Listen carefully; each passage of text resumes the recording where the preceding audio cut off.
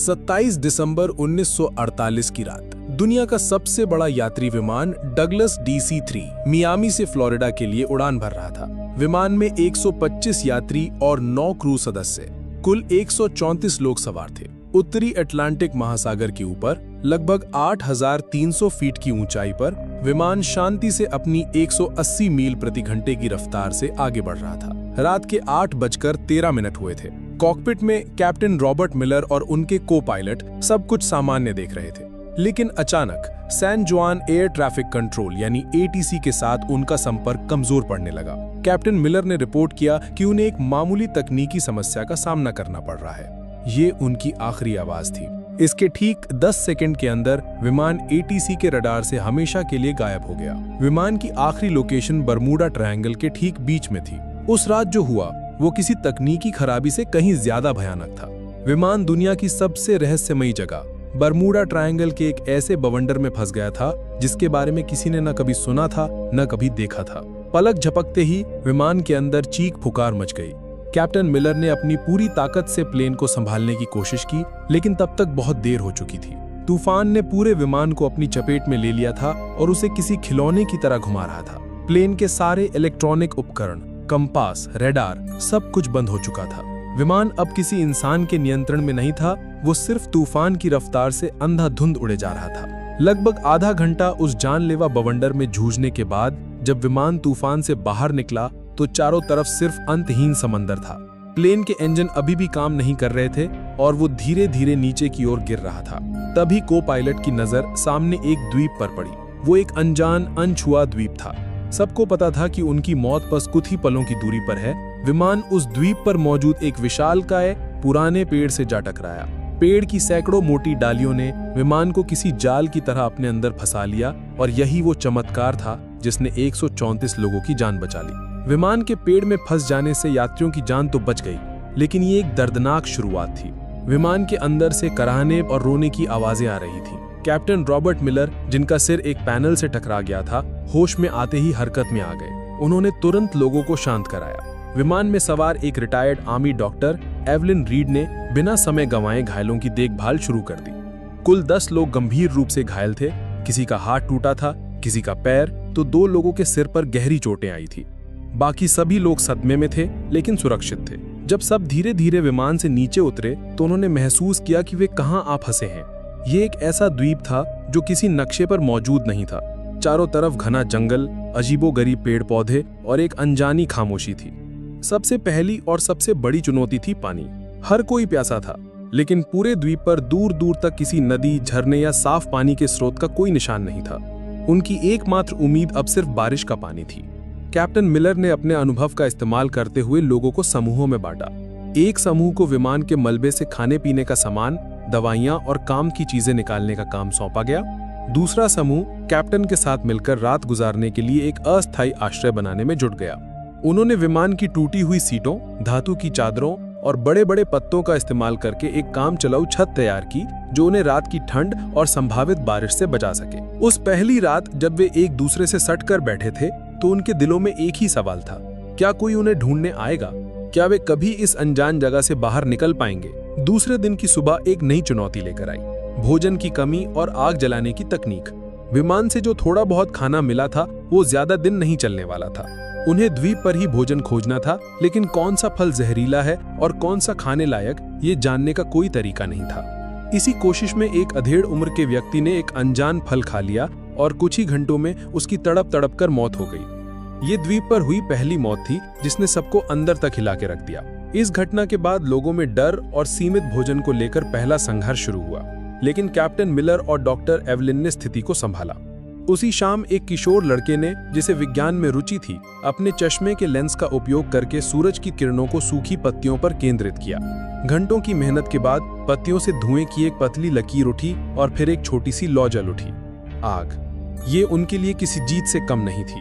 आग न केवल खाना पकाने के लिए जरूरी थी, बल्कि ये रात में जंगली जानवरों को भी दूर रख सकती थी। इसी बीच विमान में एक इंजीनियर आर्थर वैंस ने टूटे हुए रेडियो को ठीक करने की कोशिश की।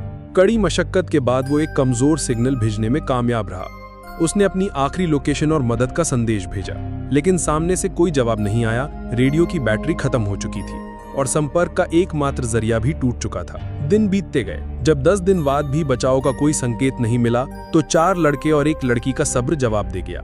एक रात जब सब सो रहे थे, वे चुपके से विमान के मलबे से बनी एक छोटी सी नाव लेकर समुद्र में उतर गए। वे फिर कभी लौटकर नहीं आए। उनका क्या हुआ, वे कहां गए, ये एक रहस्य बनकर रह गया। उन 5 लोगों के जाने के बाद बचे हुए लोगों को एहसास हो गया कि उन्हें लंबे समय तक यहीं रहना पड़ेगा। कैप्टन मिलर ने सबको इकट्ठा किया और एक स्थायी व्यवस्था बनाने का प्रस्ताव रखा। काम का बंटवारा किया गया।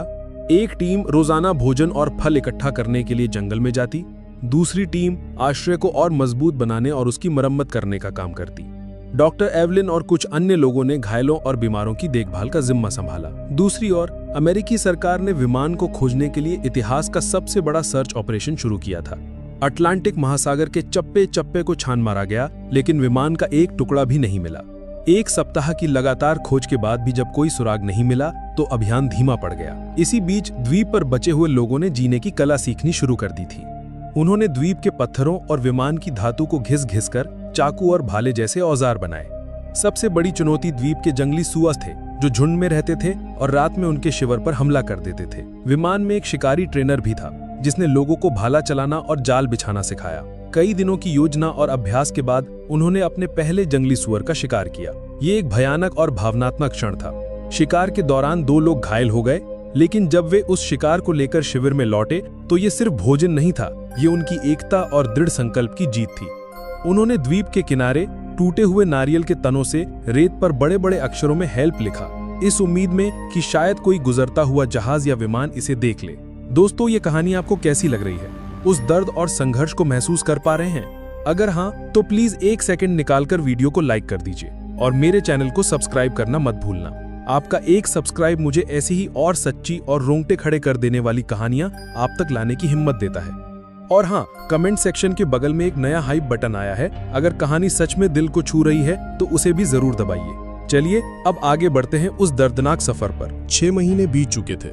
बाहरी दुनिया के लिए NC-16002 विमान और उसमें सवार 134 लोग एक अनसुलझी पहेली बनकर रह गए थे।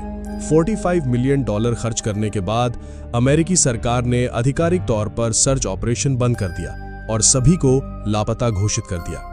उनके परिवार वालों को बता दिया गया कि अब उनके प्रियजनों के लौटने की कोई उम्मीद नहीं है। लेकिन यहाँ इस अनजान द्वीप पर एक नया समुदाय जन्म ले रहा था। जो लोग गंभीर रूप से घायल थे, वे डॉक्टर एवलिन की देखभाल में धीरे धीरे ठीक हो रहे थे और छोटे मोटे कामों में हाथ बटाने लगे थे। लेकिन इस दौरान बीमारी और निराशा के कारण कुछ और लोगों की मौत हो गई। बचने का कोई रास्ता न देखकर कई लोग मानसिक रूप से टूट गए थे और उन्होंने दम तोड़ दिया। अब द्वीप पर केवल 114 लोग बचे थे। उन्होंने अपने मृतकों को सम्मान के साथ दफनाना शुरू कर दिया और एक दूसरे का मानसिक सहारा बने। रात में जब सब आग के चारों ओर इकट्ठा होते तो वे अपने पुराने जीवन की कहानियां सुनाते, गाने गाते। लगभग 1.5 साल बाद द्वीप पर पहली बार किसी बच्चे की किलकारी गूंजी। एक युवा जोड़े के यहाँ एक स्वस्थ बेटे का जन्म हुआ।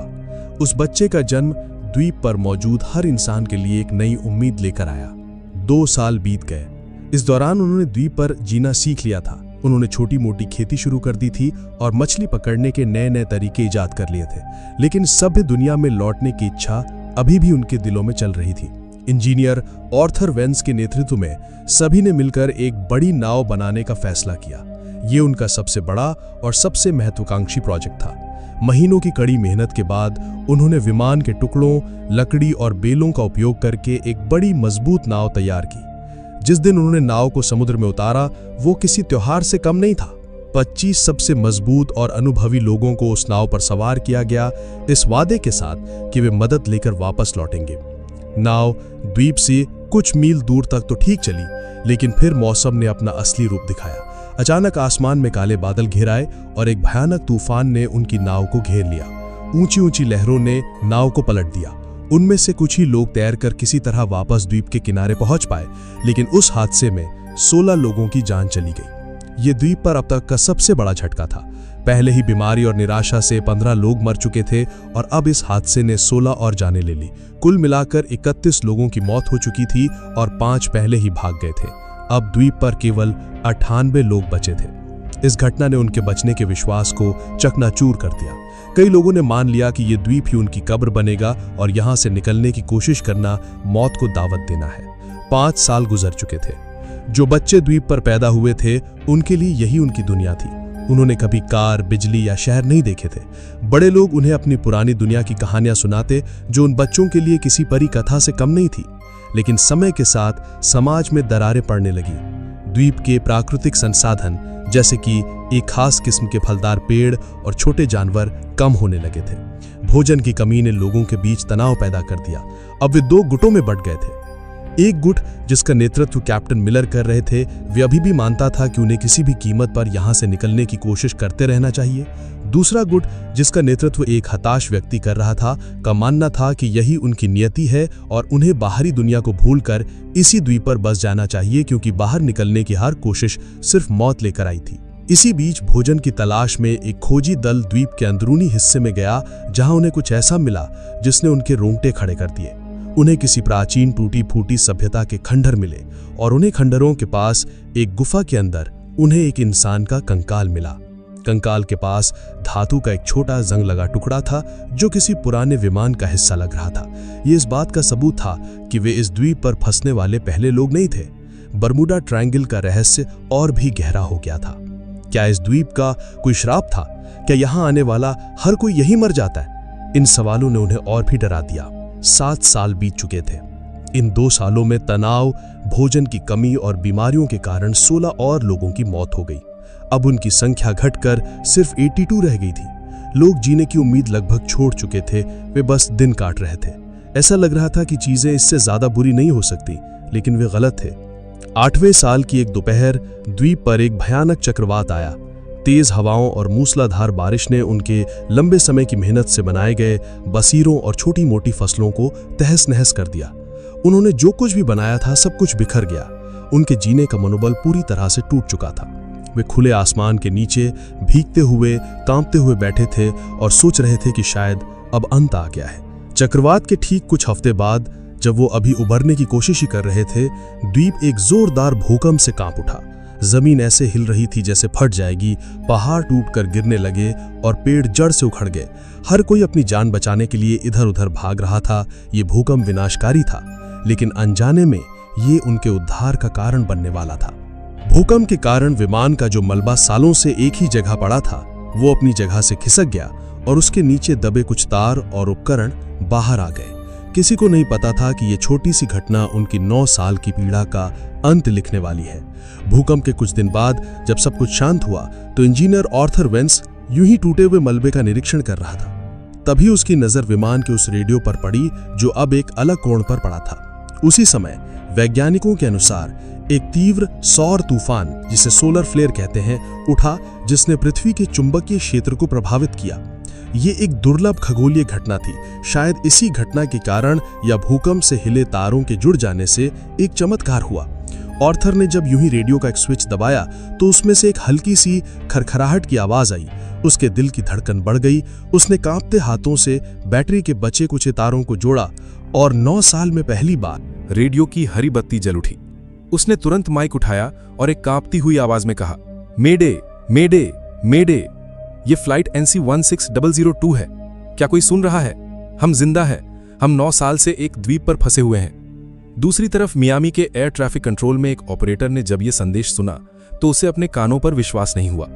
उसने सोचा कि यह कोई मजाक है, लेकिन जब आर्थर ने विमान का रजिस्ट्रेशन नंबर, कैप्टन का नाम और उड़ान की तारीख बताई तो पूरे कंट्रोल रूम में सन्नाटा छा गया। अमेरिकी सरकार ने तुरंत रेस्क्यू ऑपरेशन फिर से शुरू कर दिया। उस समय सैटेलाइट तकनीक इतनी उन्नत नहीं थी कि वे लोकेशन को ट्रैक कर सके। उन्हें बस इतना पता था कि विमान बर्मुडा ट्रायंगल के आसपास कहीं है। उन्होंने उस पूरे इलाके के एक एक द्वीप को फिर से छानने का फैसला किया। दूसरी ओर द्वीप पर मौजूद लोगों में आशा की एक नई किरण जाग उठी थी। वे दिन रात एक बड़ी आग जलाकर धुआं करते रहते ताकि बचाव दल उन्हें देख सके। 9 साल, पूरे 9 साल बीत चुके थे। एक सुबह जब द्वीप के बचे कुचे 82 लोग सोकर उठे तो उनमें से एक ने दूर क्षितिज पर एक छोटा सा धब्बा देखा। वो धब्बा धीरे धीरे बड़ा हो रहा था। वो एक जहाज था। वो एक अमेरिकी नौसेना का जहाज था जो उनकी तलाश में आया था। उस जहाज को देखते ही 9 साल का दबा हुआ दर्द, पीड़ा और इंतजार सब कुछ आंसुओं के सैलाब में बह निकला। लोग खुशी से चीख रहे थे, रो रहे थे, एक दूसरे को गले लगा रहे थे। वे रेत पर दौड़ते हुए चिल्ला रहे थे, हम बच गए, हम बच गए। जब बचाव दल द्वीप पर उतरा तो वे वहां का दृश्य देखकर सन्न रह गए। जिन्हें दुनिया 9 साल पहले मृत मान चुकी थी, वे आज उनके सामने खड़े थे, थके हुए, कमजोर लेकिन जिंदा। उनकी वापसी की कहानी ने पूरी दुनिया को हिलाकर रख दिया। ये मानव सहन शक्ति और जीवित रहने की इच्छा की एक अविश्वसनीय कहानी थी। जिन परिवारों ने अपने प्रियजनों के लौटने की उम्मीद छोड़ दी थी, वे आज उनसे मिल रहे थे। वो पल इतने भावुक थे कि उन्हें शब्दों में बयां नहीं किया जा सकता। अमेरिका में यह कहानी एक किंवदंती बन गई, जो आज भी लोगों के दिलों में बसी है। ठीक 1 साल बाद 1958 में प्रसिद्ध लेखक जेम्स बाल्डविन ने इन बचे हुए लोगों के अनुभवों पर आधारित एक किताब लिखी, जिसका नाम था lost in the echo, the 9-year survival of flight NC-16002। ये किताब अमेरिका की सबसे ज्यादा बिकने वाली किताबों में से एक बनी। ये सिर्फ एक कहानी नहीं थी, ये उन 82 आत्माओं की दर्दनाक दास्तां थी जिन्होंने 9 साल तक मौत को मात दी और हमें सिखाया कि उम्मीद की एक छोटी सी किरण भी सबसे घने अंधेरे को चीर सकती है।